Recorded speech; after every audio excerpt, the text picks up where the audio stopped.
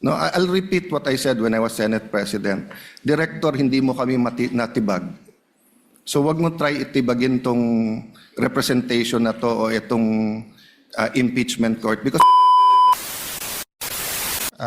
Rule 6 of the impeachment proceedings is that the rules of the Senate is suppletory, and if there is anything that affects the honor, integrity, or the functions of us individually or as a Senate here as an impeachment court, someone can rise on a question of personal or collective privilege. I won't do that, but may I just respond to what Senator Padilla said, since my name was mentioned and since the investigation announced by the NBI yesterday seems to be pertaining to this person as chairman of the 2019 organizing committee of the Southeast Asian Games. May I, maybe in the form muna of manifestation, unless the presiding officer or Senate President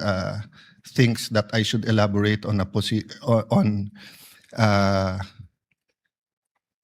by asking for time on a personal collective privilege, but I don't want to start that. Senator Judge Cayetano may make his manifestation. For the record, sir. So, first and foremost, sa sinabi po ni Senator Padilla, I won't ask na ipa-play na yung video, but quite exhaustive yung sinabi ni NBI Director about the Southeast Asian Games.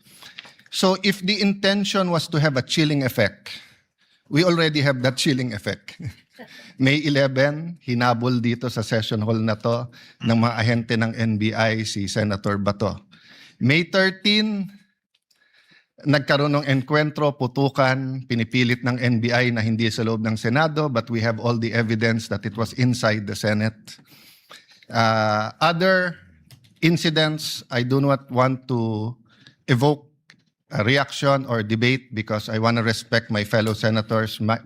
Much of this has been vented in the media, is in court. Director Matibag has promised us that he will give us a warrant issued by the ICC, has promised us that he will hold his agents na nanggulpi ng isang OSAA. He will be the one to implement the contempt order and hold them in his office, but wala ditong natupad. So when I mentioned his name, his position the other day that it was bad taste, walang personal yun. I mean, regardless kung sinong, even if it was a secretary, an alter ego of the president who wrote the execution team or the defense team to say, pwede bang next week kasi may seminar, I would have said the same thing, di ba? Na, look at the gallery. Kompleto parati dyan from Congressman Ace Barbers to many Congressman Ridon. I won't name all of you, but you're busy people. But you think this is important, so you take time out and you are here. Di ba? Of course, the prosecution team, you have to be, you are here. We are here, despite of many, many other important things. Not only investigations, not only the flood control, not only the BIR, not only, we're also talking about the nation being prone to volcanic eruption, to yung bagyo, buti, well, nasalanta pa rin tayo ng bagyong Inday. Ibang Inday ang pinag-uusapan natin dito sa impeachment. But still, we are here. So it was in good faith that I said, as an example, mukha namang masama kapag kayong isang bureau head. NBI director is a very important position, but it is a bureau. So if a bureau head, and tignan yung invitation, nakalagay sa invitation, or your representative, and we resolved it. So aksidente ba na yesterday, suddenly after I mentioned it, and after during the weekend, many have been talking about na dapat ata hindi 16. So 21 na lang kami ngayon eh. So 2/3 of 21 is 7. Pag nabawasan pa kami ng 3, 13 na lang yon. Pero some will argue, mabawasan lang kami ng 1 o 2, baka 13 na rin yon kasi wala naman half person o 3/4 person. So all of these issues are valid. Question, the chilling effect is there, but am I intimidated? Wala na akong choice. Ilalabang ko na to, gagawin ko yun ang dapat kong gawin. Bumaliktad man yung sitwasyon, si President Marcos ang ini-impeach and I felt a certain way, ilalabang ko rin. Chief Justice man ang i-impeach, ilalabang ko rin. But for the record, Mr. President, go ahead and investigate. First of all, that's been investigated many, many times. COA, I'm not sure. I think the Office of the Ombudsman, ang nag-file pa ata, Chief of Staff mo eh. Senator Rob, I'm not sure, but parang may kaso na nun. Senator Drilon quizzed us here. I was Speaker of the House, but I chose to appear before the Senate to be able to answer all of those questions directly. The SEA Games, paulit-ulit yan. Biktima na ng speakership ng 2019 yan. Nahuli namin yung PR na sinabi kikiam, pinakain daw mga Muslim ng baboy, when it was chicken longganisa na pinakain. Pero nasiraan na tayo sa Malaysia, Indonesia. The SEA Games gave us so much honor. So far, it is still the biggest SEA Games in history. Many of our athletes launched their career, even going to gold medals in the Olympics. Our athletic and our yung aquatic natin center in Clark is one of the best in the world. Ang nagsabi nito yung Israeli coach ng isang foreign team doon. But go ahead if you want to investigate. But I just want to put on record, mukhang misfire. Bakit? Yung sinasabi niyang infrastructure na walang bidding, first of all, the procurement law has many modes of procurement. So don't make it appear sa public na just because walang bidding, may anomalya na to. Okay. Secondly, bakit ko sinabing misfire? Hindi po sa I'm referring to Director ng NBI Matibag. I had nothing to do with the infrastructure. The chairman of the committee. In fact, I had to resign from the DFA because I was running for congressman during that time. So dun sa sinasabi ni Director Matibag na may congressional insertion to fund it, it's definitely not me because how could a non-member of the Senate or non-member of the House insert anything? Okay. Dun sa sinasabi niyang infrastructure, it was done by the BCDA. The chairman of the BCDA is one of the closest advisors of the president now. The president of the BCDA is one of the closest advisors and is a secretary now.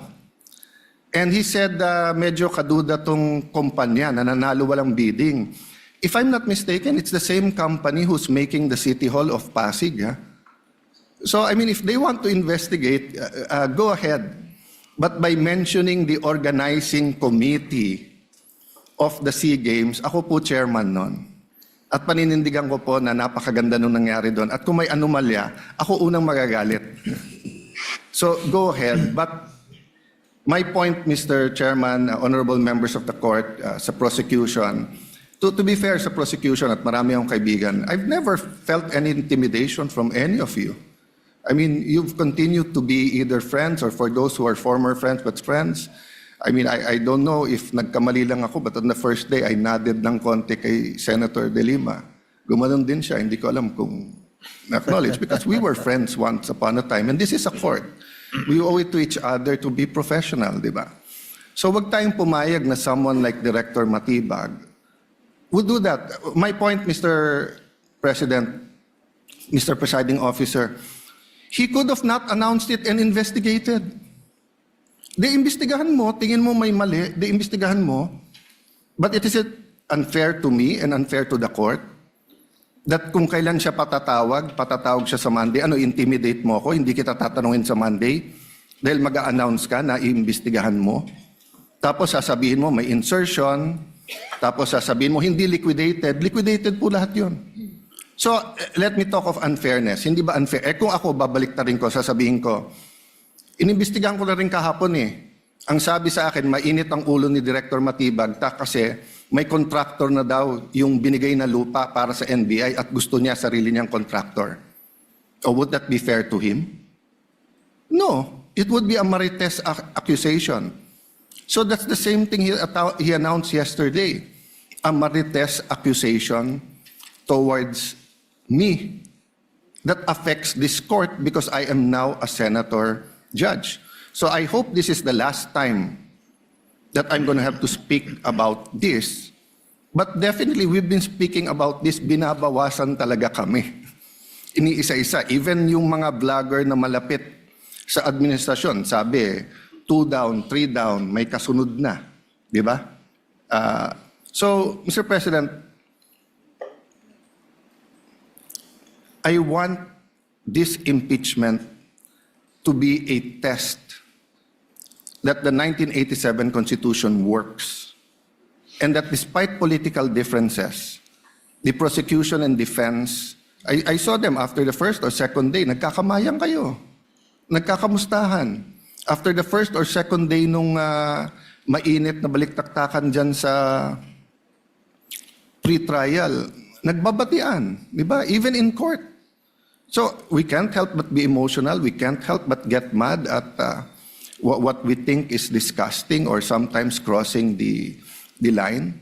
But is there any question that for this verdict, whether it's for conviction or acquittal, to be accepted by the Filipino people, we have to make sure that the integrity of the court is intact.